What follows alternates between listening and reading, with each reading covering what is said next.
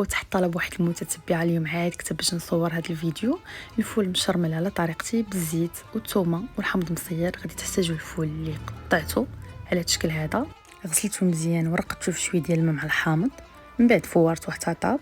من بعد كناخذ مقيله كندير فيها شويه ديال القزبر، ثومه مهروسه، الحامض مصير، وزيت الزيتون تكون كثيره واحد شويه باش تقليو فيها، وكنديرها فوق نار مهيله غير كتشحر واحد شويه. كنزيد شويه ديال الفلفل الحار اللي كيبقى على حسب الذوق ديالكم، اللي كيجي زوين، شويه ديال الملح، شويه ديال الكمون، وكنخلط كل شيء غير حتى كتندمج التوابل مع داك الزيت والقزبر. وكنضيف الفول اللي فورت، كندمج كل شيء.